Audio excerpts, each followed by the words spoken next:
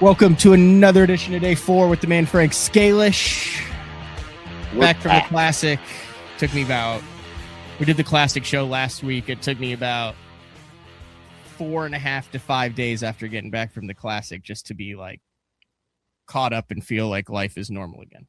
Yeah, I'm tracking that. I postponed some painting stuff that I had to get done and lures and stuff, and I've been scrambling like a wild man since we got back. I got a chance to go out. I went out fishing one time, which is just like I'm not built to be indoors. I'm built. Yeah, well, your ice broke up while we were at the Classic. Yes, but then you hadn't attempted to go fishing because you got back from the Classic, and then we did the show on Thursday. So over the past week, you've gotten on the water. Once. I got out once, and I picked a lake. Did you catch Eddie? Oh yeah. Yeah, okay. So I picked a lake because I had to fish on the weekend, and fishing on the weekend here is like fishing on, Labor Day holiday. Mm-hmm. So I picked a lake that would be less than desirable. Very volatile with all the rain we had. It's definitely going to be a mud hole. I didn't make it easy on myself, and I could have, because two of our better lakes are going off right now, and I know they're going off. Smalls or largies? Largemouth. Oh. And I'm just like, man, if I go to any one of those two lakes, there's going to be 100 freaking boats out there. And Matt, you know exactly what that's like. Yeah. Because you experienced it. Not ideal. It's not ideal. So I picked your fish don't live everywhere in the lakes. No, they do not. Not like New York or Minnesota or Texas. But so the reality of it is that I literally put myself in a negative by what I chose, but I needed to run my boat as well because I hadn't started it since December 5th after they fixed the oil issue. So I decided I would go there. So I go there, and here's how it worked out. I look at the forecast and I'm like, oh, it's going to be it'll be a decent day. It'll be chilly, like in the 30s, but it'll be a decent day. So I wake up and it's freaking snowing and raining. And I like that snow rain mix. Mm-hmm. I'm like, you got to be kidding me. So I'm like, well, screw it. I'm going anyway. So I uncover the boat, hop in the truck, and I go. And as I'm getting closer to the lake, it's getting darker and foggier, and visibility's getting really bad. And I'm like, wow, what have I done? And so anyway, I get out there and I launch the boat. And of course, I look at the water and I'm like, I'm going to be lucky to catch a bass today. Muddy.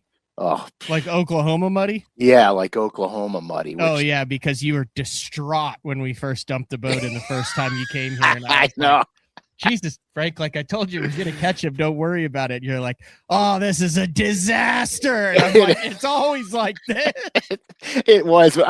When I first saw the watercolor, the first thought that came to my head was actually two thoughts. I said, we ain't going to catch a single fish. And now I know why they throw sharp, you were fluorescent legitimately red crest. Like I could see the anticipation, excitement to be out in Oklahoma and just like a balloon just deflated. Mm-hmm. And I was like, this is how it always looks. Yeah, exactly. You assured me that this is normal watercolor. So I get there, and yes, that's exactly what I experienced. So I had a hunch. So I launched my boat. I ran into this one pocket, and I start throwing a black chatterbait, slow rolling a black chatterbait. I have to be on the bank. I pulled in the pocket, to be honest with you. I pulled in the pocket and scoped the ditch going in, and there was gobs of fish floating. And I'm like, holy crap. So I picked the minnow up. I threw the minnow out there. I couldn't even get him to look at it. Like I tried to bump him in the head with it, like let it hit him. And all they would do is just move out of the way. And then the minnow would fall. They'd go right back. And I go, those gotta be crappie. I picked up a, this is no lie, dude. I picked up a Flashpoint Junior that I overweighted a little bit to make it sink. And I let it sink down to that fish, and I started shaking it, and the fish ate it. And it's like 1.5 pound crappie, and I get them in, and there was no hooks in the fish. The bait was long ways in its mouth, and it was pegged. Yeah, it was pegged on the roof of his mouth, and the bill of the bait was pegged on his tongue. And it couldn't close. You know what I mean? He couldn't open his mouth any wider. Yeah, like when he hit it, it just went. Yeah, exactly. So I get him in. Anyway, I let it go, and I tried to catch some more, and I didn't. And I'm like, okay, I got to get back to bass fishing. So I get back to bass fishing, and I'm not catching them, and I can see fish, and I'm not 100% sure what they are. They didn't look bassy to me, but I could see fish in this pocket. So anyway, I said, well, okay, time out. Think a minute. So I pulled out the old TX3 Excalibur jerk bait. Okay, yeah, the discontinued little one that you always have. Yes, and I two hooker.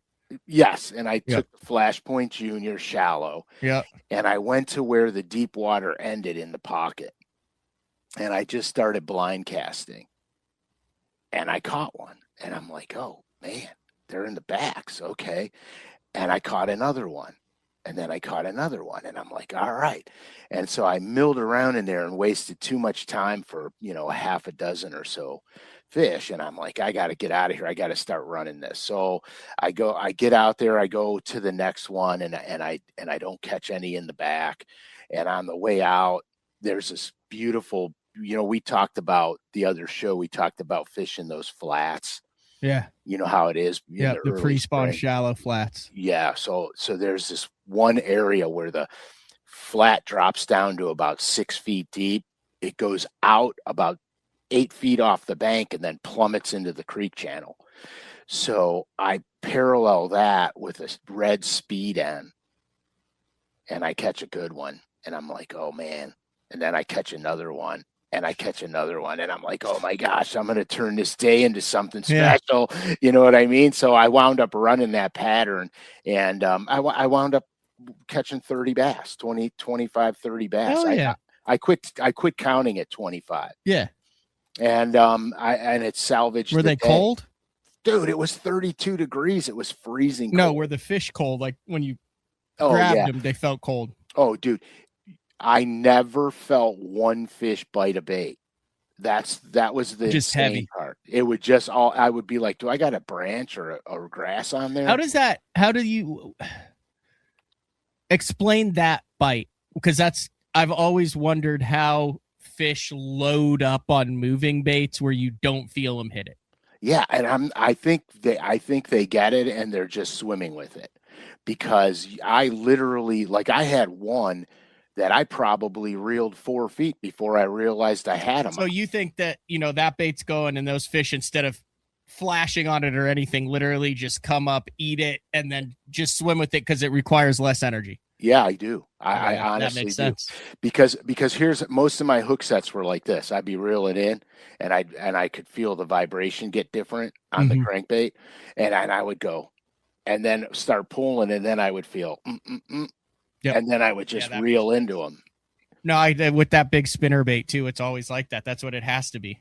Yeah. Because when it gets hot and you're burning it, it's a wham. But when it's always cold, it's always just unless it's a big one that just dong, and then anyway. Yeah. So it was weird. That's cool. That's your first fishing story of the year, Frank. Yeah. Well, I mean, I didn't catch any. But it's March. That's good. The end of March. Well, usually I'm fishing way before now, that's for sure. We have big news. Big news in the ethos. Oh, so for one, the elites are on Tom Bigby right now, which is a combat fishing. Arkansas River on steroids mixed with the Red River. The BPT is on OHIV right now, which is the biggest fish in the world during spawning season. So oh my God. We appreciate those of you who are triple screening and listening and watching day 4 with BTL. But the big announcement is the BTL supporting St. Jude t-shirts for the 4th year in a row, live live on the website now. Big shout out to ATS Printing for getting that. The link for those shirts is in the bio, and the way this works is these are only up for a week and a half, folks. Oh, April dude, 5th. those are nice, Matt. Thank you. That's have had nothing to do with the design. I just said I wanted to switch it up a little. It is the BTL and St. Jude Bass Fishing Saves Lives. It's that same super soft cotton tee that this is made out of, fairly true to fit. This is a size large on me, but I got those big guns there, so it kind of I got a big gun too, but it's right in the middle of my belly. Yeah. The keg. Anyway, the 4 colors, 100% of the profits go to St. Jude, to the team, to my team that we fish at St. Jude, that we donate directly. There's also a link there that you can, if you just want to donate directly to Adam Bartuzek and my team. We've done this for the last 4 years.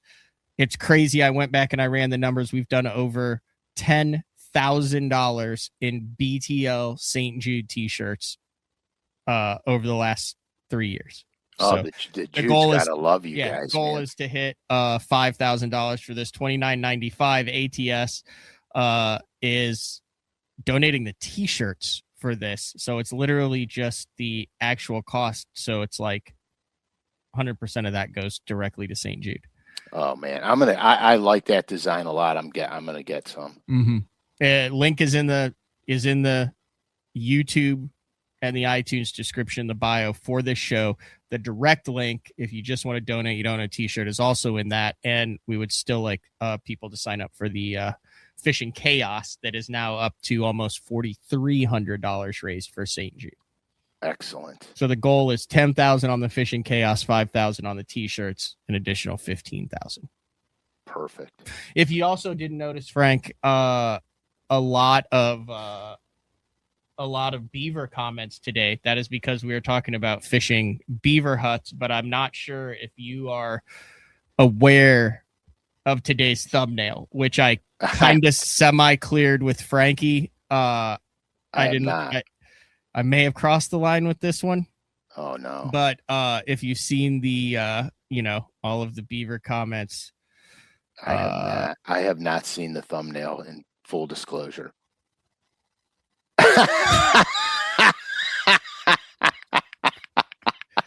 I feel like it's in good taste. It's just Frank with the text box saying, "Oh, look, a beaver," and then his laser eyes is latched onto a beaver that is hiding behind his beaver hut, and it says how to fish beaver huts. Oh my God, I'm not even gonna touch this.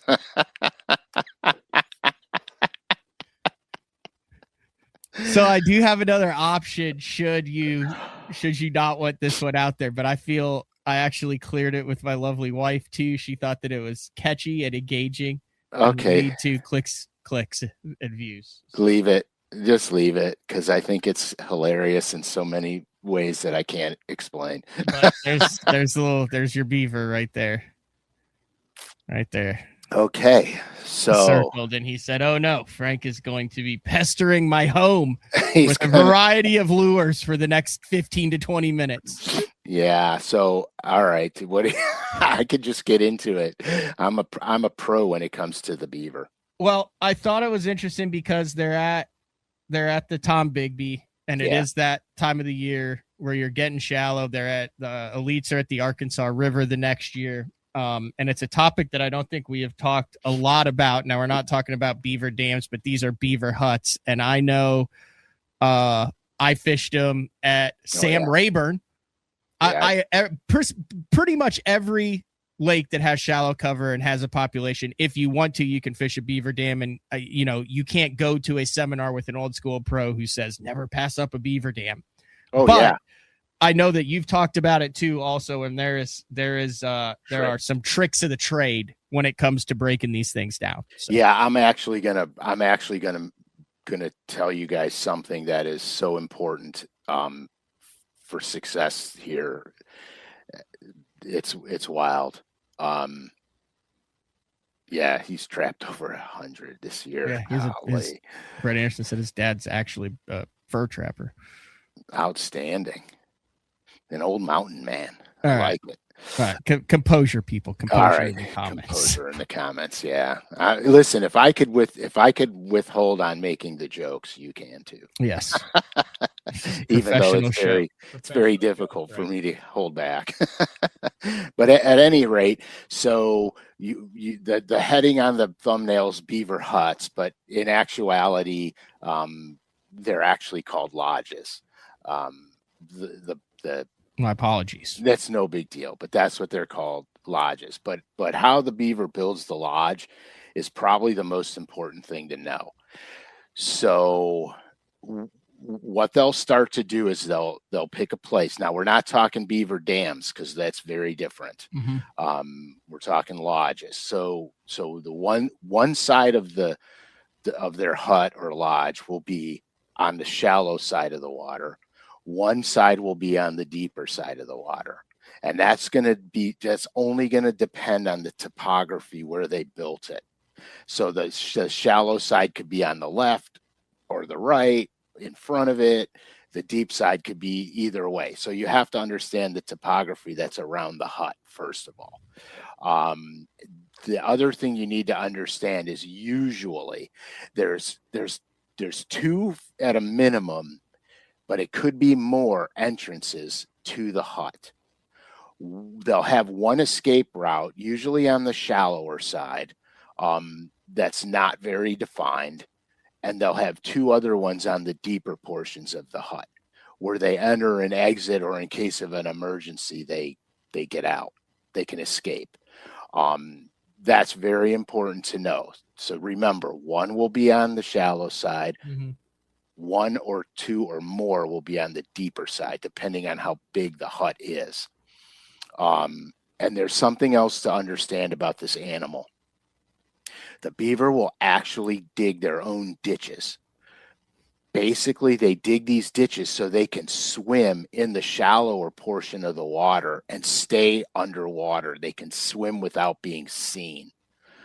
This is important, but the most important thing is they use these ditches to drag and gather food, because what a beaver will do, this is very important. So what a beaver will do, we know the lodge itself offers the bass cover, right? Mm-hmm.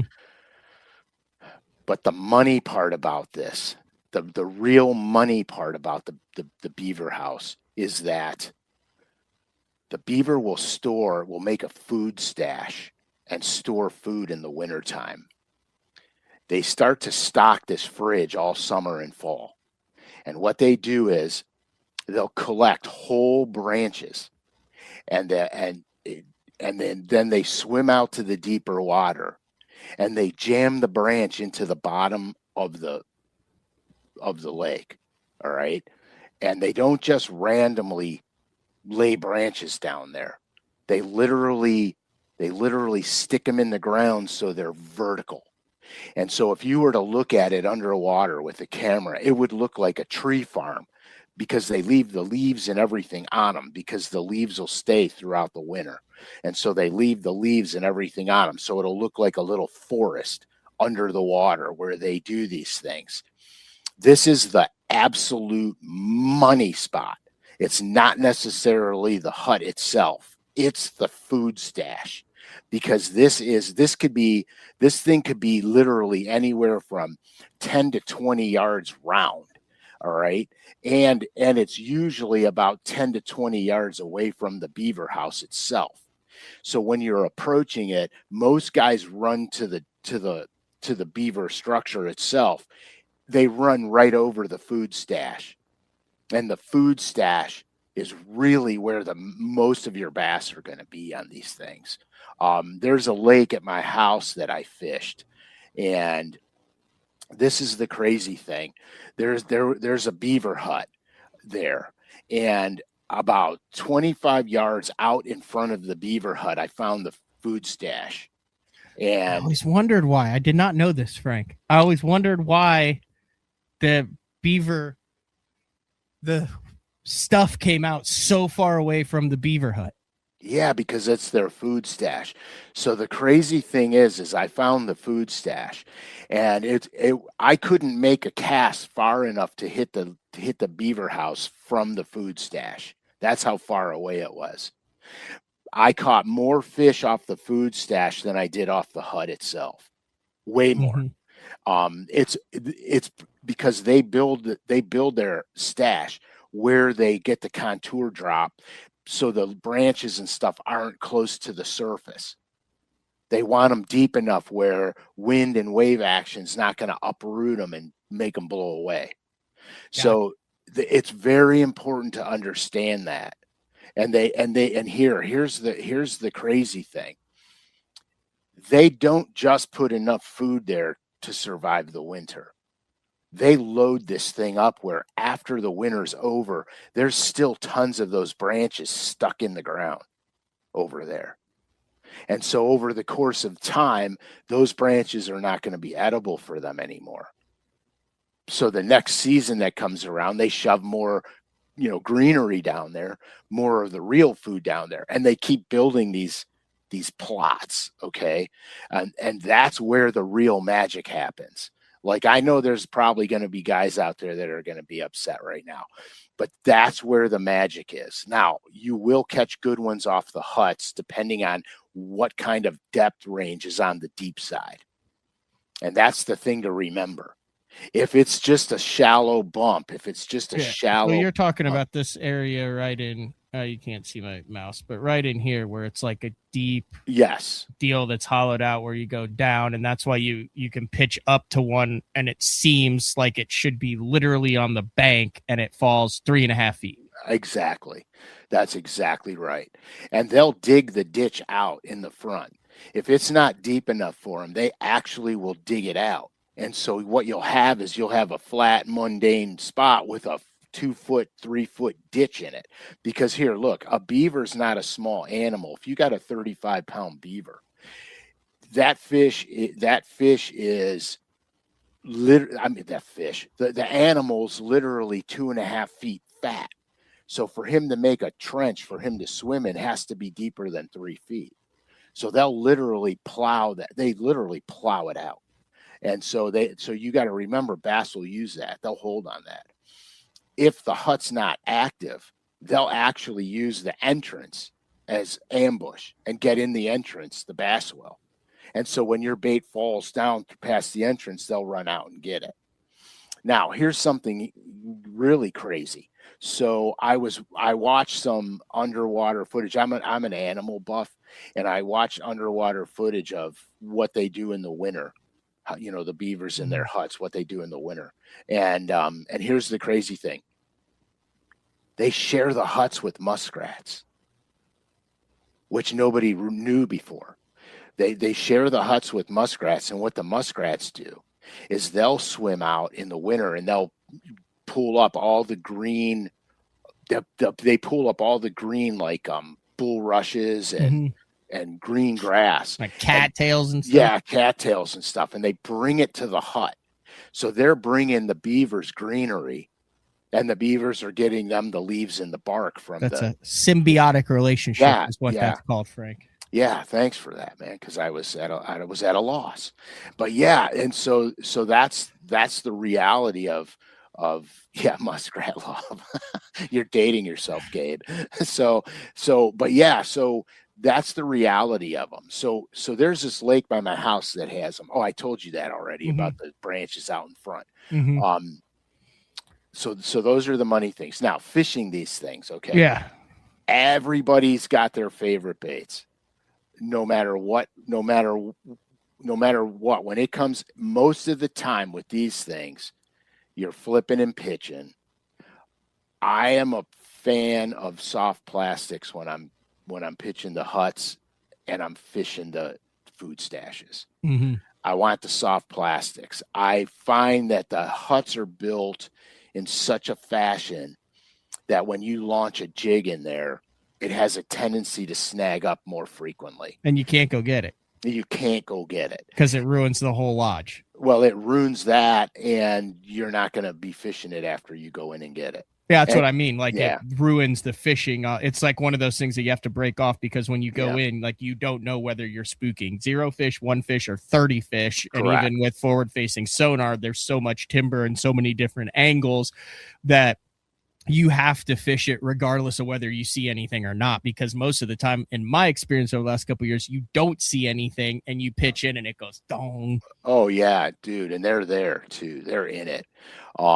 So I prefer soft plastics. I don't throw a lot of actual worms in it. What I do throw is crayfish style baits a lot, because they're shallow enough where the crayfish actually use them. They actually use them, and they feed on the algae and stuff that grows on the branches. It's just more synonymous with that. Now, when the shad start to move, that's a different story. And then I'm usually throwing a spinner bait, a square bill, or a buzz bait. The square bill fishing in a beaver hut's tricky, but in the food stash, it's not so tricky because the square bill will come through the branches because they're all vertical. So yeah, so that's really, I mean, it's not complicated. The complicated part is really understanding what you're looking for. So it sounds like you need to start out way further than you think. I've experienced this too, is you need to start, whether you have scope or not scope, you need to start fishing the beaver hut way before you get to the beaver hut and feel like fish your way to the actual hut. Yeah, because remember this, the stash here, I'm just going to do this real quick. It's going to be sloppy, but you'll get it. It's going to go for a lot of money. No, it's not. It's not going to go for anything. Because it's really sloppy. Oh, it's abstract. I like it. So if the hut is here, if this is the hut, and I'm calling it a hut because you did. It's a lodge. It's a lodge. So if this is the lodge here, the food stash could be anywhere out here, anywhere around this thing. It could be. So just because you see the lodge doesn't mean if you go straight to it, you're going to run over the food stash. The food stash is generally going to be by a deeper break or a depression. Okay. So the food stash will actually be in the drain itself. And so if you use your topography, your topographical maps and stuff, and you see where the little drains go, if it's that detailed, a lot of the shallower water areas are nowhere near that detail. Right, which they are. But here's my question. This is more of a northern question, in my opinion, because this is where I've seen it. So Oklahoma, Texas, Arkansas, Louisiana, that whole 9 yards, you rarely see beaver huts on like flats with open water around them. They're always up on a bank, in a creek somewhere. However, you get up north, Minnesota, Canada, across that whole New York, across that whole thing, and you'll often see just a beaver hut in the middle of the damn flat. Yeah, because that has water all around it and stuff like that. Talk a little bit about, in your experience, and I mean, this is going to be different for everyone, like what the location of what makes the best. I'm thinking of like this will upset some people. I'm thinking of like Lake Conroe. Yeah. And when you get up the river, there's like 3 beaver huts that are like one hitter quitters, but they're all positioned differently. And there's one that's drastically better than the others because it's not on the main drag. Yeah. And it doesn't get as much, every boat that goes past the other one sees them. Right. So they're going to build. So when they build their hut on the flats, okay. So this is more up north. Yeah. Generally speaking, what's happening is they're building it on a high spot on the flat. Okay. And so what they do is they build it on the high spot. So their exits and entrances are on the deeper sides of it. So they have to have an anchor point.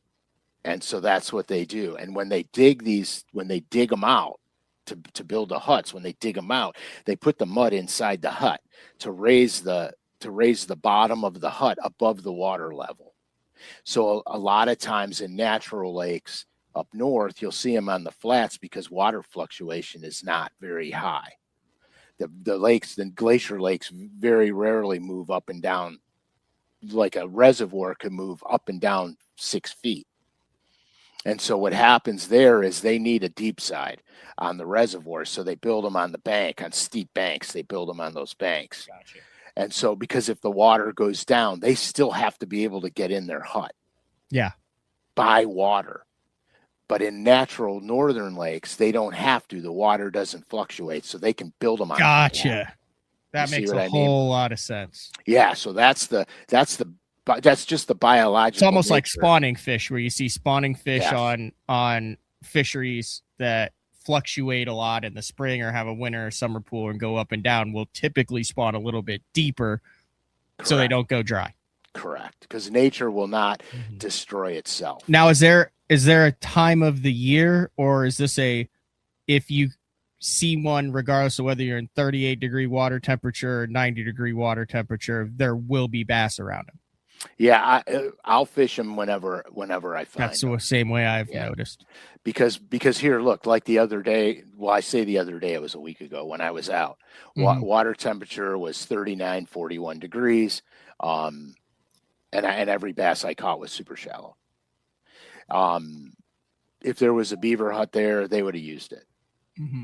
No questions about it. And here the reality of it is that if the beaver lodge is vacant, it becomes even better for the bass because they're not disturbed by a 35-pound animal.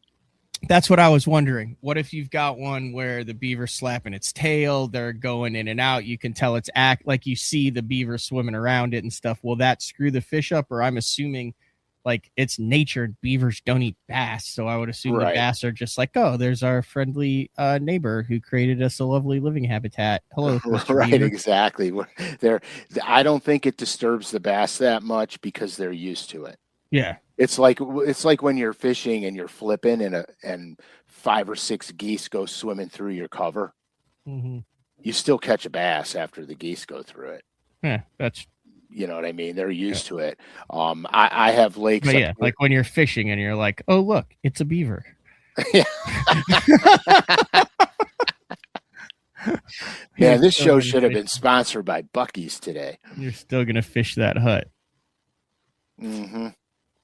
But yeah, I mean, it's not, the actual casting to the hut and fishing the hut, I don't think is complicated because see the cover, fish the cover. Yeah, but don't cast. Okay, here's my biggest thing, because I fished a bunch of these things too, Frank.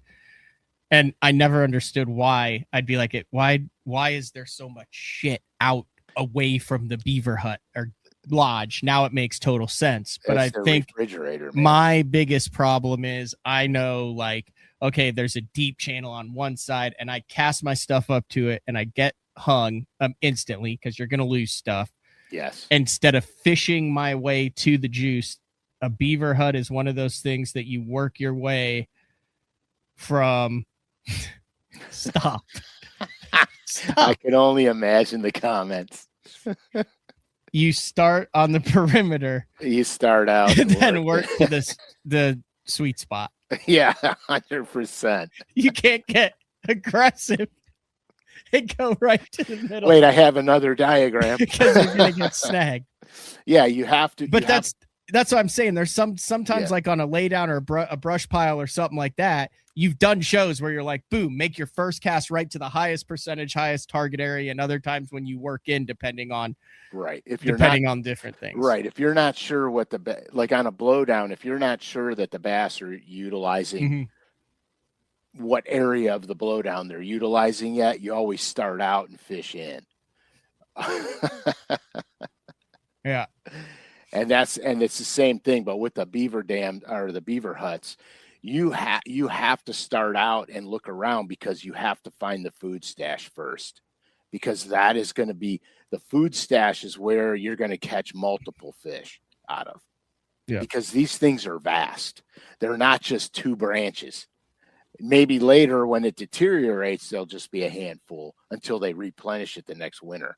But for the most part, it encompasses a large area. And so you have to start out and work in. You got to find that. You got to find where that is. Once you do that, you catch those fish, then you advance and approach. I always approach the beaver lodge itself on the deep side. I always fish the deep side first because that's your highest percentage area. Mm-hmm. The other side of it, the shallower sides of it, will have fish on them also. But your highest percentage area is where there's an actual break line from it. This is a deal like, let's say you're fishing multiple days in a row. I feel like you can really beat up the beaver dam one day and then go back and it'll replenish. Yeah, like it's not like a stump where there might be like a resident fish on it, and after you catch it, like I feel like it's an entire ecosystem there. Yeah, the stump seems to be one and done for the most part. The hut itself will replenish. It'll replenish a lot more often during the spring. Once summer rolls around, the only fish that are going to replenish is going to be the ones that live in the creeks. You know, because you know from past episodes, I could only imagine the comments you're getting. I can't post or read them. No, you can't, but I'm jealous because I want to see them. But at any rate, see, you threw me off my game, Matthew. You totally wiped me out on this beaver hunt here.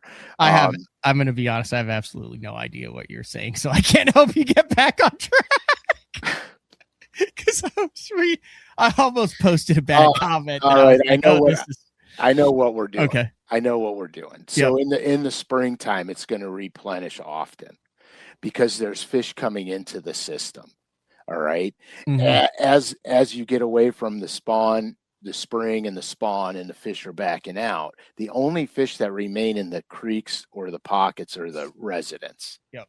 And so there's not going to be that many of them there after the fish vacate the shallows. You're only going to have your residents. Will they replace the next day? Will they replace in an hour? That only depends on how many fish are in the system at the time. But they're always worth rechecking the next day. If you're in a tournament situation, it's well worth it. It's like fishing the duck blinds on the James. Yep. You want to fish the duck blind. You know, you want to fish that duck blind 2 times a day when the tide gives it to you, because their fish keep replenishing, and the beaver lodges are exactly the same way. Good job. So that's our beaver story. That's our beaver show today. Good job. I did have one more question on it. How long do they last? Do you have any idea? I mean, I'm sure I could have looked that up, but is that something that if I'm going to a new fishery, or if I'm on a fishery that I know is stingy and I'm looking for something, is that something that I can find on Google Earth, or do they like get destroyed and rebuilt? They will last for years and years. You want to know the truth of the matter? They're built so good that a bear can't get in them. A bear can't tear them apart. That's how good they're built. Interesting. Yeah, it's wild. I mean, it's absolutely wild. And they pack them with sticks and mud and everything. I mean, it's legit. And in the wintertime, inside the hut is way warmer than outside. Way warmer than outside the hut. Yeah, we've all seen like the David Attenborough inside the beaver den, the mother. Yeah, exactly. And it's like this little beaver going, bringing them like fresh twigs and sprigs and things in there. Exactly. Yeah. Exactly. This carrying mother brew until the beaver leaves the den. Very good, Matt. Let's Very move good. on. We need to move on. That was an A+ maturity effort on both of our parts there. Yeah, I would give us a B-. No, I give us a B+. It is getting towards the end of the month, and typically that is when you tease the next signature series bait drop. Yeah, so there's a bait coming out. It's a signature bait, and it's a very unique crayfish pattern. Okay, that's coming out, and are you trying not to get in trouble, or are you just not that excited about it? No, I'm trying not to blow the whistle on it, because I have the bait, but I don't I don't know if I want to let the cat out of the bag early on. What is the next one? You have cats and you still use that wording? It's going to drop on the 2nd, right? Yes. So next week. So this is the only week that you have to tease it. Okay, so it's a Bandit 200. It's another Bandit 200. It's coming out in a crayfish pattern that I wanted to have a little bit of fun with. So I wanted to make a pattern that would relate to any type of crayfish, not a crayfish specific. In other words, it's not like a rusty craw or a common. It's a chameleon craw. Yes, exactly. And so what this thing will do is it's a great representation for all over the country, any crayfish body of water ever. And the way it's designed, this color, I like to fish it in anywhere from clear to semi-stained water conditions. Like I wouldn't fish this in muddy water, but I wouldn't be opposed to fishing it in muddy water. But I think where it excels the most is in decent water conditions. Let's say like northern clear visibility, 10 feet deep to anywhere to 2 feet of visibility. I think that's where it's maxed, and it is spectacular. And here I'm just going to preface one thing here. So I wanted it in the Bandit, and here's the deal. You want this bait continuously bouncing the bottom. You want this bait kicking up the dust cloud and moving bottom debris, because that's how fleeing crayfish appear. Mm-hmm. So I will fish the 200 Bandit shallower than normal. So I'll fish it anywhere from I try to keep it in that 2 to 6 foot range, even though a 200 Bandit has 8 foot capabilities. I think 8 foot capability on the 200 means you're only touching bottom every now and then. And that's with what? With 12-pound fluorocarbon. Yeah, fluoro. Okay. And so the reality of it is that I'll shorten my depth range, my deepest depth range by a foot or two, and I'll increase my shallow depth range by a foot. So I can slow roll it and keep it boom, boom, boom, boom. Just keep that nose of that bait pounding into the dirt. And that's the whole key to that. And this bait is going to look insanely natural, and it's going to be a representation of just about any crayfish that lives. Now I want to see it. Yeah, it's so badass. I should have brought it. I should have brought it up here. It's downstairs. How long would it take to get it? I mean, I don't want you running downstairs. You're on your offices and on the 7th story of your house. Hey, we have an elevator. No, we don't. Damn, elevator's broken again.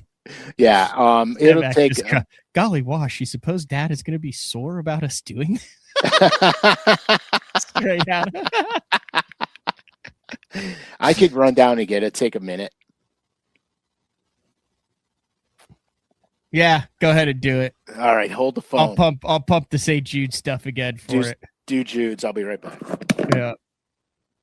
All right. The link, once again, link is in the bio for the shirt. This is only through the 5th. We're doing the same thing that we did last year and the year before with the shirts, which is ATS printing. You take the orders through the website, and then the store closes on April 5th. Or April 4th, and then they make a run and print all of them. So I appreciate them. I really appreciate them doing that.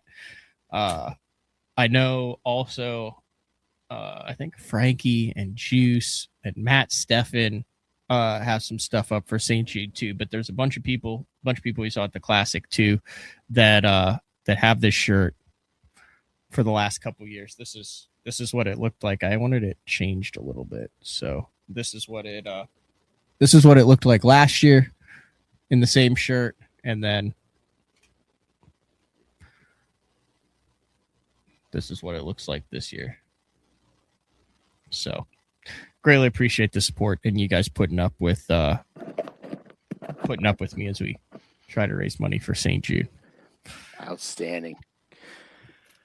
You all right there? Yeah, I'm gonna make it, man. I'm gonna make it. So I call this little beauty Camo Craw. Oh, yeah. No, that's definitely one of those that.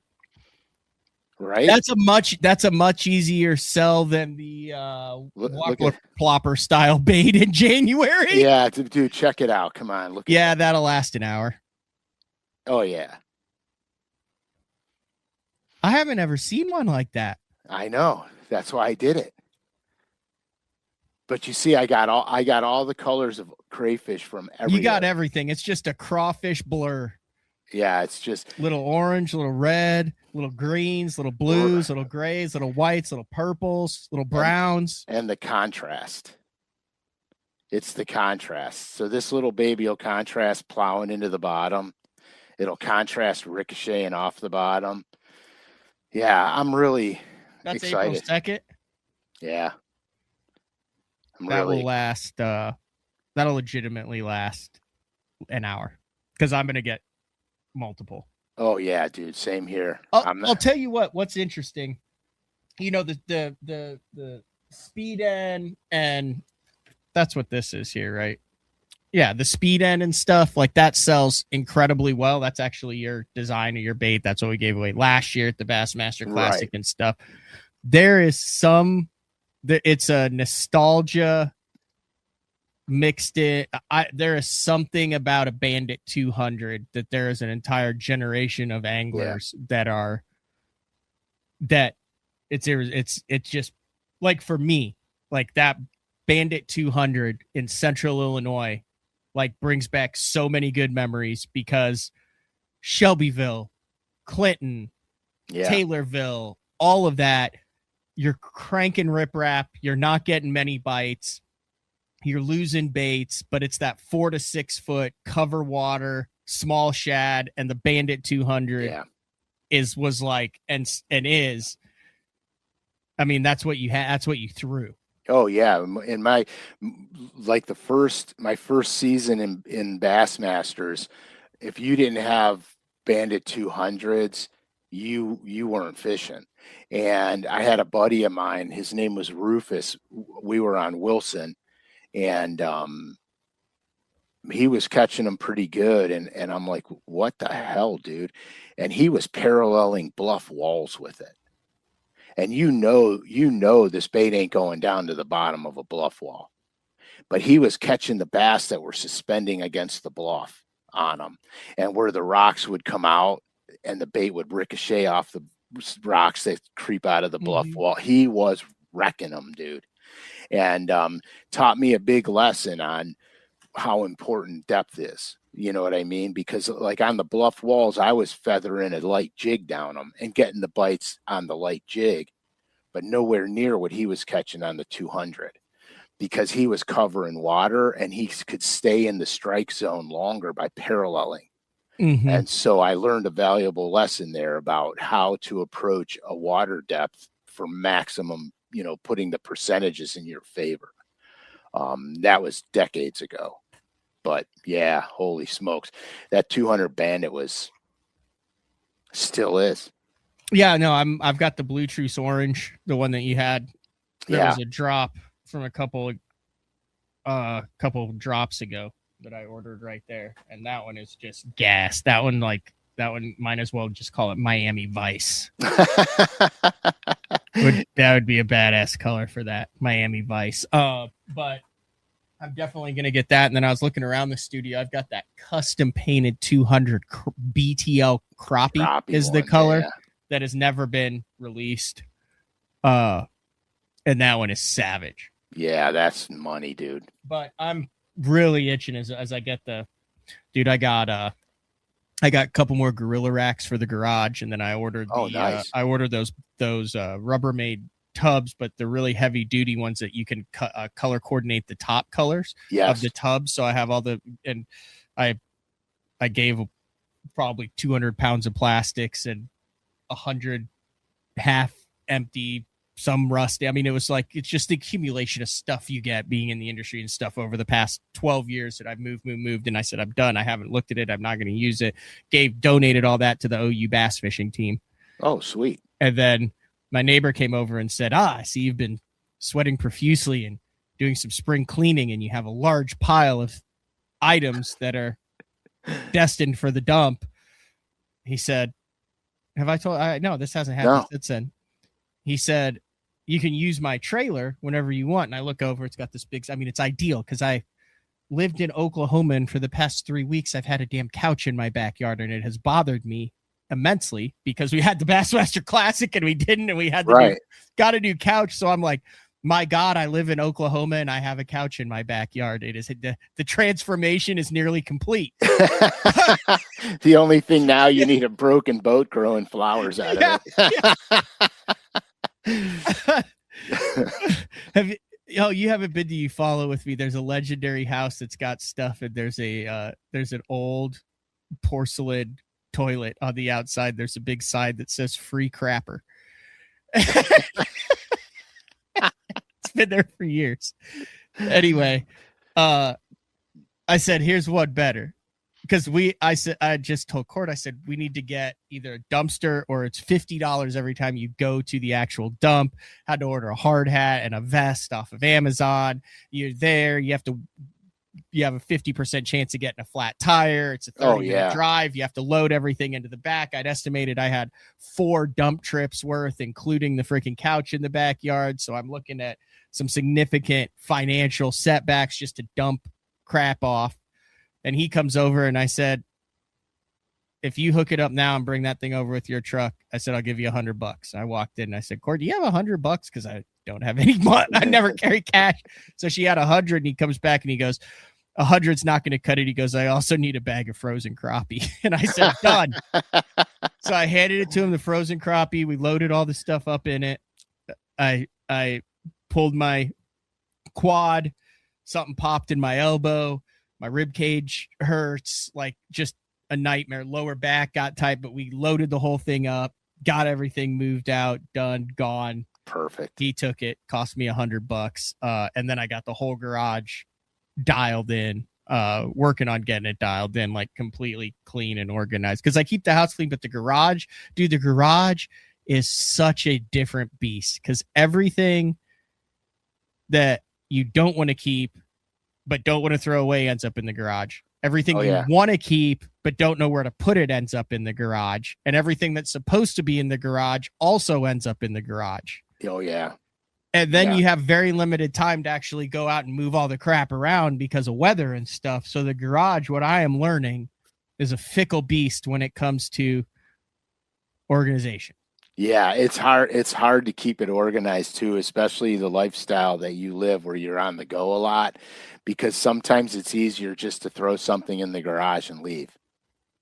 You know what I mean? It's like, just put it in the garage. I'll get to it later, but later never comes. You know what I mean? Yeah. You just, it just, all it does is the garage gets fuller and fuller and fuller. Well, later is here. Yeah. Later is here. Well, one small piece of advice, if I can offer you one tiny tidbit of advice. I am all ears. When you're putting your soft plastics in those big Tupperware bins, you're bending them. Do not pile them on top of each other. Keep the bags nice and neat in rows, because if you put them on top of each other, the weight of the other plastic presses all the oil out of them. I've noticed that. And then you'll find in the bottom of your tub, you've got 1/4 of an inch of plastic worm oil. I noticed that. I am actually taking it one step further, and we'll have pegboard up soon. That's the best way. And I know that there's a bunch of different type of pegboard and stuff. I'm going basic damn pegboard just That's to all get I it did. to where, you know what I mean? That's all I did. I got basic pegboard, white on one side, brown on the other. I put the white side out, and all my soft plastics are in pegs, because if they're not, it's leaching oil everywhere. Valid question here from Matthew Frank. Will there ever be a signature Big O?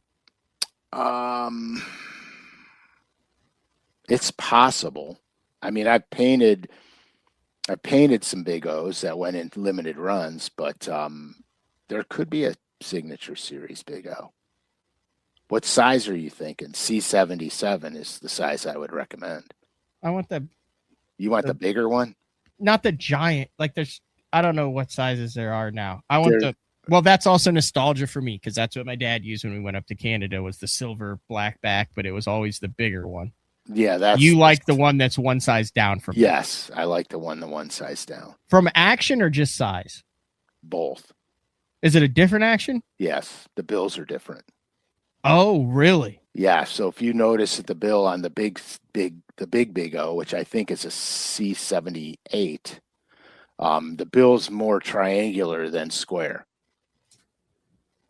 And so that's the difference. And it's a little bit bigger in size. Now it fishes good. I have them and I use them, but I don't fish them the same way. The bigger size has a tendency to come through cover a little better than the little one. The little one has a tendency to snag up if you're fishing it in wood. So is the bigger one 3 inches? I believe so. Yes.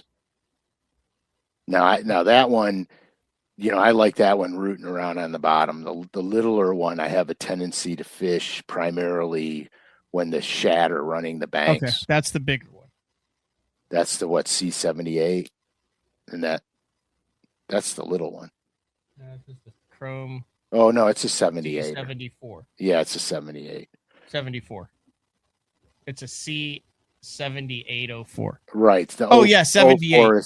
04 is the color. God, I'm freaking special over here. Sorry. That's okay. 04 is the color. So you're looking at this angle right here on this. Yeah. So this is the size that I'm used to. Or have thrown.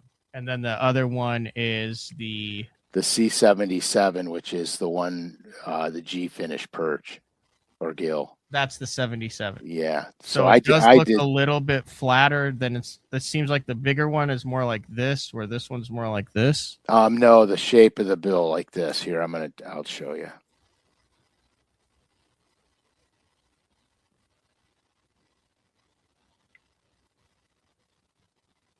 Yeah,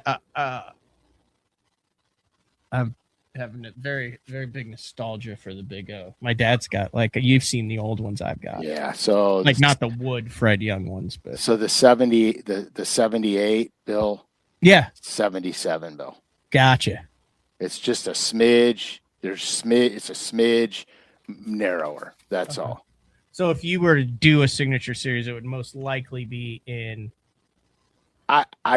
I could do it on the 78. It's a bigger profile. But you think it would be more beneficial on the 77? That would be your ideal. If it's ideal canvas, Frank. If it's a true shad pattern, I'd want it on the 77. Because when the shad are little, it's a great bait to throw because a lot of the fish are suspending with the shad moving, running the banks, running points and stuff, especially during drawdown. I'll fish the smaller one because the bait's little. Here's what I would like, and I'm sure I'm literally the only person that would like this. So this is the bait that I learned. This is the bait that I learned how to fish a hard bait on. That is the first and only hard bait that I fished for the first 5 years I was fishing. That and a G11, Rapala G11, floating G11, and this exact bait right here. But I would love to see a reimagined black and chrome pattern that somehow kept this without being so bold. Does that make sense? Yeah, without being as super flashy. Yeah, but still resembled this color palette. Yeah, I personally, I could do it easy because all I would do is I would just get a scratch pad and I would scuff the chrome up and dull it down. That's all you have to do. You just get a scratch pad and scuff it and it'll dull it right down. This is an interesting question. What color would you throw on a lake that has no shad? You can still stick with shad colors because it'll have creek chubs in it. It'll have shore minnows, baby bluegills, when they're small, are silvery and transparent looking to a degree. Crappies are white and silver to a degree when they're tiny. Once they start to get bigger, then they get, they're more dark back colors, more pearl greens and stuff like that as they turn into adults. But when the bait is small, a lot of them are semi-transparent, and they're kind of silvery with pearls in them.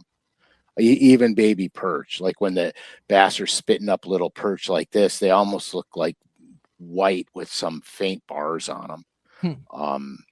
Anything, you could throw anything minnowy, but if your primary forage is bluegills and crappies, stick with something with vertical bars on it. We got a lot of feedback about our beef with the Carolina rig beef that we did last show, where I went on my rant. Yeah, I noticed that. A lot of feedback from that one, Frank. Well, what we're going to do is we're just going to take an easy day, and we're just going to go out and Carolina rig fish, and we'll just mix it up. All right. Also, we have the we got the hardcore BTO day 4 listeners in here, and you still need convincing on the next t-shirt.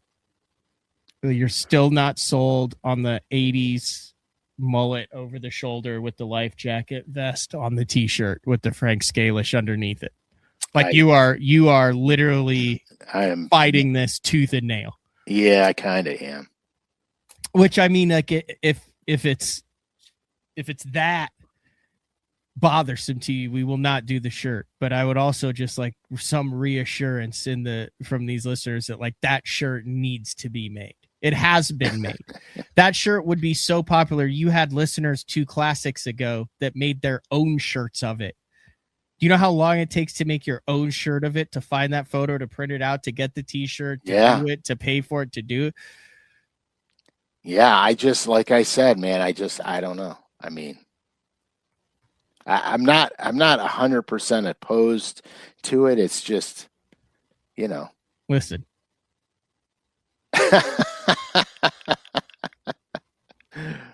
And we don't have very many people on today because we're up against two major tournaments, man. Troy. So no, this is serious. We'll conduct business here. Troy, I need the highest quality version of that photo that you have. Oh my God. Because I've started this process with ATS printing, and they actually walked it up the ladder to the highest because they think it is one of the coolest projects. So Troy, if you have whatever you have of that photo in the highest rendition of it, send it to matt@basszone.com in a JPEG and a PNG, if possible. Technically, it is your picture. What? I said technically it is Troy's picture. Yes. Yes. This is also going to be a sticker as well. So now you can take 1987 Frank on the water with you every time. Oh my gosh. Look, easiest buy ever. I'm buying it. People are saying that maybe Fighter copied you. Hey, could be. I used to have hair. Damn it. Back in the day. Flowing. That's what happens when God gives you a gift and you abuse it. He gets even with you. Do the boat decals, do we need a series of them? So the boat decals, like I've got to buy. So like I'm like in however many I buy, right? You follow? It's not like you can't just be like, oh, we ordered 8 and then they printed 8. Right. Are we wanting the Mullet Man decals? Are we wanting a day 4 decal? Are we just wanting a Frank A. Scalish, like kind of a long, like that kind of artistic signature decal? Like what are we looking for in the decal? We're going to look for day 4, 100% decal. Okay. I'll go in on them with you. 100%. Also some loaded. There's to the also cork. been some 100%. chatter to bring back loaded to the cork. That may have been a one and done. with the the silhouette stuff. Yeah, one and done. But we could do loaded to the cork 100%. Mm-hmm. We have the BTL koozies. The problem is on the koozies we're in. Well, if we do the koozies, we could bring the koozies like I did for BTO. We could bring the koozies to next year's classic.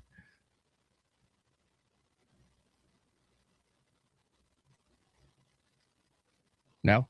Day 4, 100%. The koozies, we could put the BTL on the side and we can do the day 4 on the bottom. Like, you know how you had BTL on the bottom? Yeah. That is the logo. Correct. That we're working with. The day 4 logo right there that at this point in time it's like retro. You can't change it now. No, you can't. I mean that is clearly made in like Microsoft Paint. Yeah, in Publisher. It was clearly made in Publisher. So the only thing that I would do on this logo is I would change the with Frank Scalish just from a generic to cursive the signature. To the signature. Yeah, that's what I agree with that. Mm-hmm. We could get rid of me standing there too, for that matter. Oh, that's the whole point of it. That's the whole point of that. That looks good because it's like you look friendly but also judgmental at the same time. You know, like, yeah. Oh, really? That's an interesting strategy. Oh, hey, if that works for you. Like you could be like admiring your latest paintwork or judging someone at a boat ramp. Passive aggressive. If you look at yes. Okay. I'm okay. I'm more okay with that, actually. But anyway, all right. Yeah, a lot of fishing going on. No one's really hosing them so far over on the BPT. What did it change your strategy when you were fishing tournaments? And I know it's different with MLF because it's every fish counts, but there's only 1, 2, 3 people who have caught more than 5 fish at ever. But when you went to fisheries that you knew had freak show fish in it, did it change how you approached the fishery for the tournament at all, or? No, well, no. I mean, I approached practice day the same way all the time. You did. You weren't just trying to be like, I got to find out how to catch some of these giants. Well, I would figure that out during practice sometimes, and sometimes I wouldn't. Sometimes I'd be on a small fish pattern. When I figured out how to catch the big ones, then I started changing what I was doing as I was figuring it out. But my system of practice is the same no matter what. The problem with the slug fisheries, the ones that have just absolute beast fish in them, is those ones are the toughest ones to come back from if you fumble a day, because you can't make up the ground. But on a fishery where, let's say, 11 to 14 pounds is a decent bag, if you fumble a day, you can make up ground. But you can't make up ground on a slob fest. There's just no way, because here, look, let's be honest. If the lake's giving up consistently, if you need 25 pounds to 26 pounds a day consistently, right? If you fumble a day, you're probably not getting over 30-pound limit. Mm-hmm. But on a lake that gives up 11 to 15 pounds, if you fumble a day and you got a 9-pound limit, you can make that up. You can make up 4 or 5 pounds. All you need is one good one. So the slug fests always freaked me out a little bit, because there's no room for error in a slug fest. There is room for error in a tough tournament.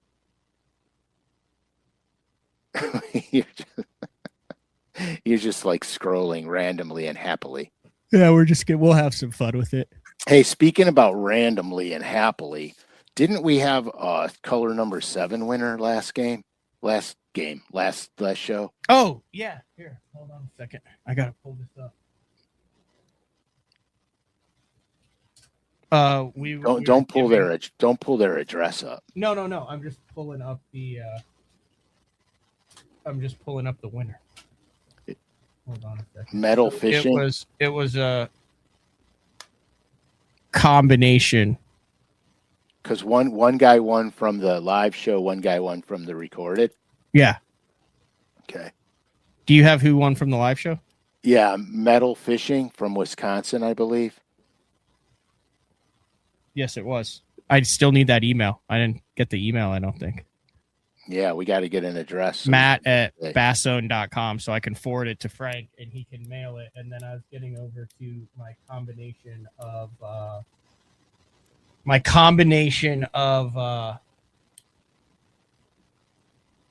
podcast comments from the YouTube and the opposite one.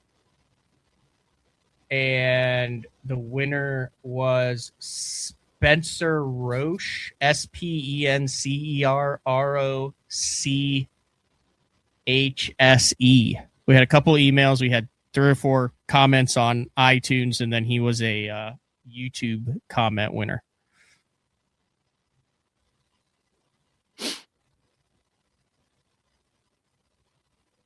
So email me, Matt at basszone.com, color number 7.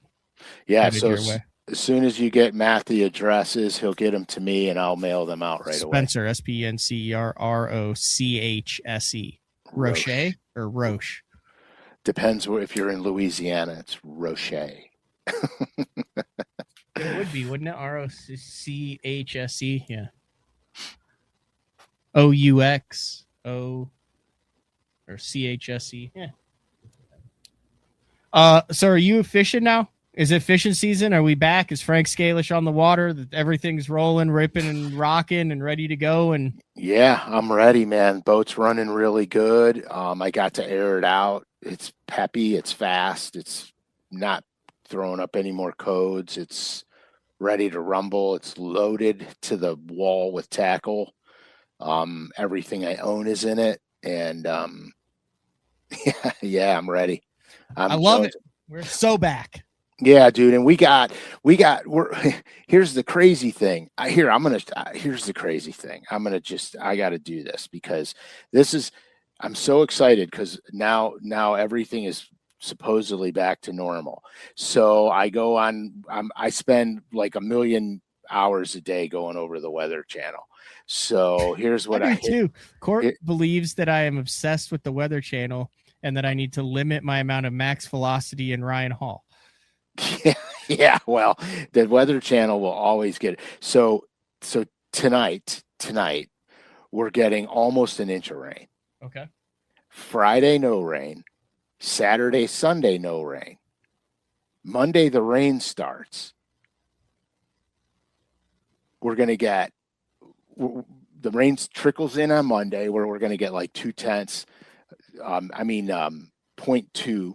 And then we're going to go to a 1/2 inch of rain Tuesday, 1/2 inch of rain Wednesday, 1/2 inch of rain Thursday. Friday, we're going to go we're going to slow down to like 0.2, and then Saturday, another 1/2 inch of rain. I mean, we're going to be putting in 1 3/4 inches of rain from Monday to Friday, almost 2 inches of rain from Monday to Friday. So do you have anything there that you can like go flip flooded wood? Like, do your fisheries get to where, like, if we had that in Oklahoma, like, I would be like, oh, it'll be in the bushes. Oh, like, yeah. You have places that you can go flip bushes and stuff like that. Yeah, absolutely. You don't hear about that in Ohio a lot. I wasn't sure how. Some of our better lakes, to be honest with you, some of our better wood flipping lakes, they're silted in some of the shallow pockets pretty hardcore, and it's hard to get to the cover now. Mm-hmm. And then we got one lake that used to be nothing but flooded willows, and most of them are died back now, and it's nothing like it used to be. The willows just are gone. So it's really kind of weird. We'll get more blowdown fishing. But I have a couple lakes that offer good flippable wood options, but not like a Fort Gibson or Texoma or something like that. Dude, we don't have anything like that. Not even remotely close to that. I guess that style like a keista is kind of, I know they get in the bushes at Table Rock and stuff like that, but I'm talking about that kind of off-colored muddy water where you just have prime bushes. Like that's kind of an Oklahoma thing. Yeah, like I said, we have a couple lakes that offer it, but not to the magnitude that you guys have. They're very specific, and they're very specific locations, and nobody's dumb here. They know where to go. Yeah, no, I mean you could flip a bush that has not been flipped before on about 8 different lakes at Oklahoma. Yeah, no, but it's also that flat with the rock, not a lot of silt, yeah. like it's just set up well. It sets up right to flood. And then the bushes are nice because they have, like, you know, we've gone through it, the base at the bottom of it to where it's actually kind of hollow down there. You can get your bait in and out of it. It's not a giant pain in the ass. I mean, it's you can just don't. It's so nice. We have, like I said, we have a few that you can spend a lot of time flipping. But everybody knows it. Everybody knows which areas hold the fish. So, do you even remember your last day where you truly went old school scissor flipping, flooded cover? No. I feel like it used to be a yearly thing, and now it's like once every 5 years. Yeah, it's really strange. It's really strange. So that's not just me. No, because the last time I really went nitty gritty in the wood was about 3 years ago. And I mean, that's like the only thing I did the whole entire day. And it was a lot of fun. You've got like a 1/2 ounce, a 5/8 ounce. You've got a beaver, you've got a jig, you've got a creature bait, and you're just dobbing. 3 flipping sticks and a square bill. That's that, and a spinner bait. Yep. And that's it, you know, and it was a lot of fun. And at the end of the day, I had, you know, 1 million branches in my boat that I had to take out, and it was a lot of fun. And it's just, you know, we just don't, I mean, it happens. I can't say we don't have it here, because we do. It's just nowhere near the magnitude of what you guys have. Yeah. And I know that it's scheduling and stuff too, but it also seems like it's been forever since there was a professional tournament that was those prime conditions. Like in my brain, like I remember, you know, the Grand Lakes and the Beaver Lakes with Matt Airy and that stuff, and the Ozark Table Rock, like all, it just seemed like even you could even throw like a Pickwick and stuff in there. It seems like there's used to be a lot more flipping. I think it's time of year they're going to these places, man. I would agree, because when that's done, you can, I mean, it's not that they're like, oh no, we could be doing that, but we're out minnowing or we're out live scoping. It's like that hasn't even been like an option. And it also, I think has to be like weather patterns too, because for a number of years there, it was flooded and high and everything, and now everything's kind of in a drought. So when you get the water, it just gets it back to normal. It doesn't get it up to where it needs to be for those fish to go. Yeah, and that's really a good point, because what happens is if you've got flooded water early on and it stays high, the bass don't leave the shallows as rapidly. They'll stay. But if you've got drought conditions, low water conditions, and then the water elevates, a lot of the bass stay at the natural bank. They don't go up. Some go up with the water. Some always go up with the water, but most of them will stay where they were, and they'll just have more water on top of them. And that's what happens. Like here, like Rayburn, for example. Rayburn's down 9.5 feet. Right. So they're going to spawn, and where they spawn is going to be where the water is now. Yep. When the water finally rises, those bass are already going summer pattern. Yep. So most of there's always going to be bass shallow. You all know that. There's always going to be, but the majority of the bass are going to be on summer pattern. So they're not going to get that good flipping wood bite. You know what I mean? There'll be places, but here, if the water was flooded when you guys were down there, guys would have been jacking their brains out in the water. Yeah, no, I've top 10 to Toyota out of freaking punching flooded cypress and hardwoods. Yeah, absolutely. In the canyons. Right. And it was 9.5 feet low this time. I mean, that was an 18-foot water difference. Right.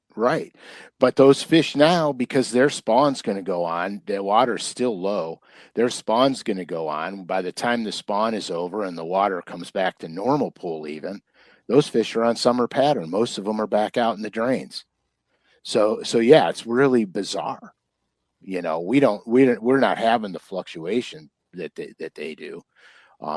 You know, I have 2 lakes that come to mind where you can go in the willows and blaster them. But you know, It's old school over in the Bassmasters now. Top 10 right now includes Steve Kennedy, Mark Menendez, and Randy Howell. okay. And they're just down and dirty, man. They're kicking up mud. You also have a Russ Lane and a John Cox and a Pat Schlopper in the top 20. Well, you had to figure Cox was going to be in there. Yeah. Yeah, I mean, you had to figure that. Yeah. But I mean, he's got 4 for 7 pounds. I mean, right now, I mean, they're 5 for 12 is leading it. Steve Kennedy has a 3.6 and a 4. You know when that 4.5 came over the gun? Oh my God! Oh yeah, I know. You can hear him from your house. Which cat is that?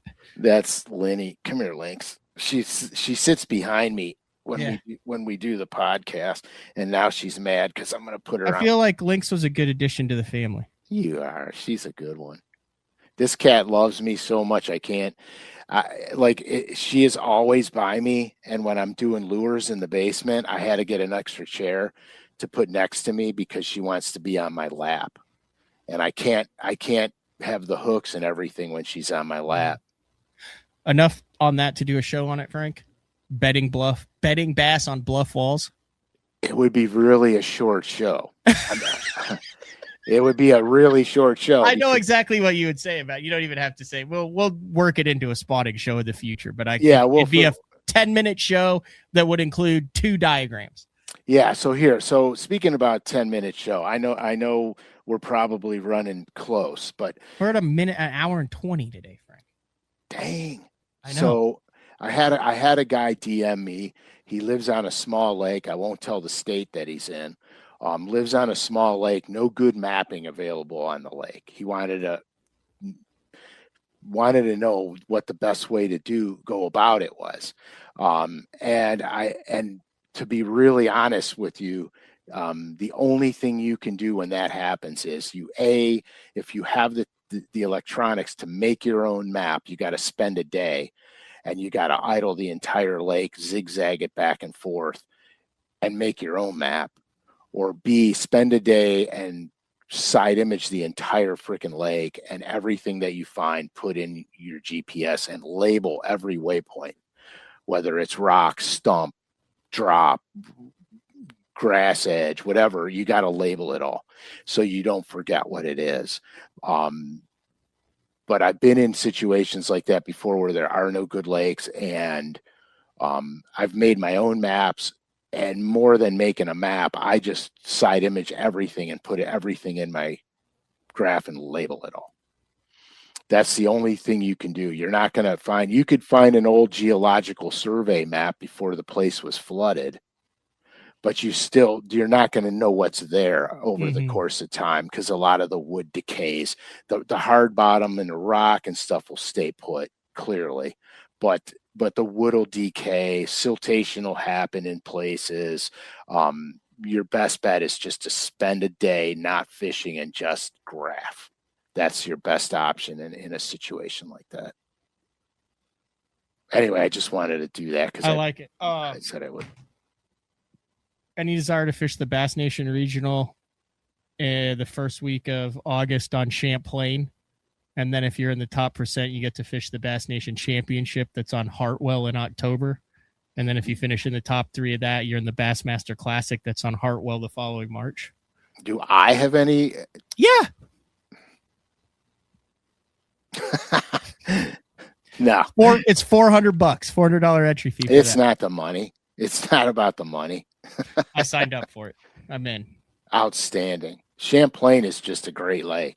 It's one of my favorite fish. Anyway, I was just saying, like, all you have to be is an at-large Bass Nation member.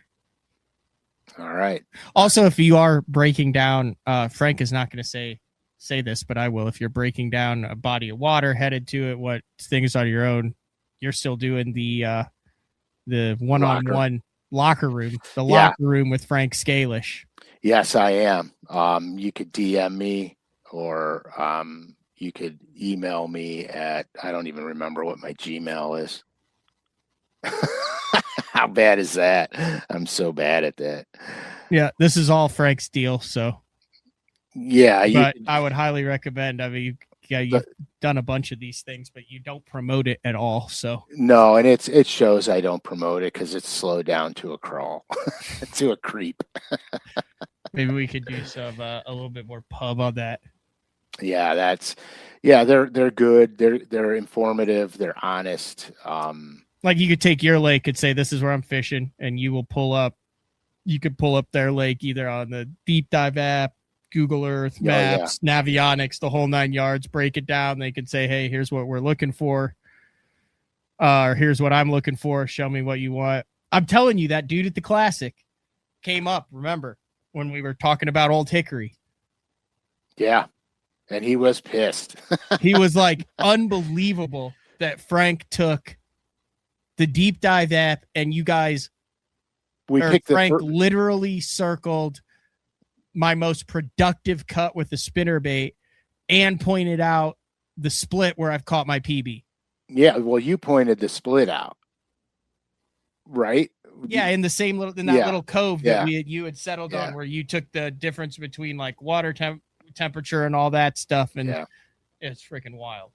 Yeah, it's pretty cool. I did a locker room last Sunday with a guy and went over his home lake, and he was like, "Man, I never even thought about those spots.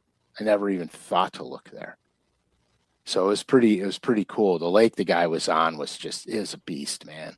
Like it was a structural beast. I was like, you liked it? Like it was fun. Dude. I was like, oh my God, dude.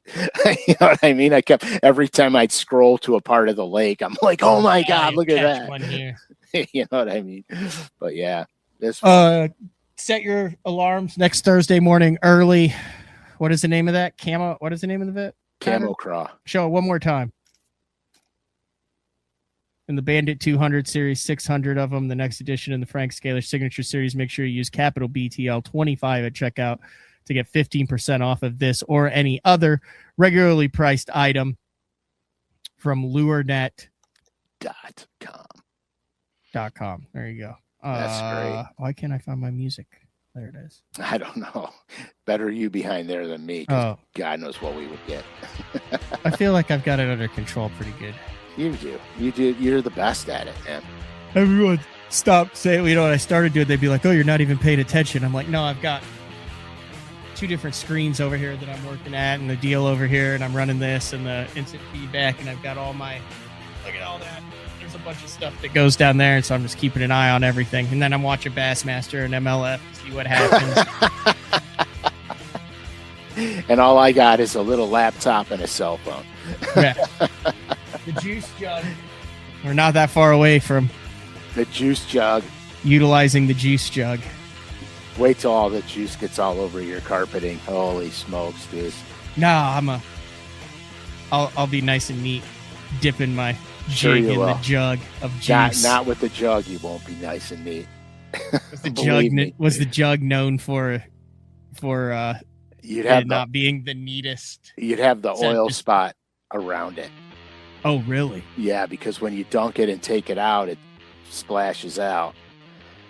Is it worse than the thin film of garlic bang that's all over your entire boat when the wind's blowing back into you and you spray it on it, and then the entire boat just smells like you just ordered freaking spaghetti?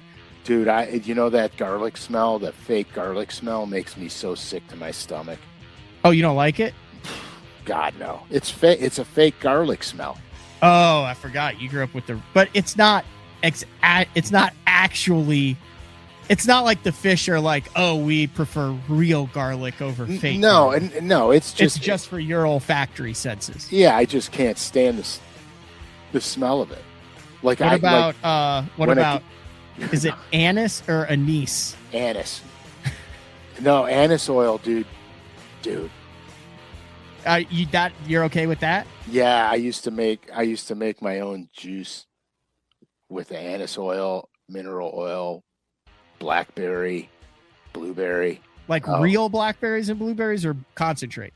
Concentrate. Okay. Oh, if you're out there in the backyard with the No. One of them things grinding out the blackberry juice. Going, oh, this is going to be the freshest scent. No, I'd buy the little drams that you get in the store, the little drams of blackberry and stuff. Gotcha. And I'd buy a big bottle of anise and a big bottle of mineral oil.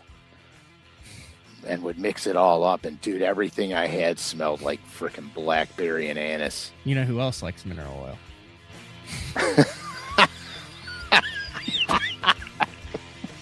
All right. On that another note, edition of Day 4 with the Man Frank Scalish. on that Same note, time, we'll just same place next week. We'll talk to everyone later. slide away.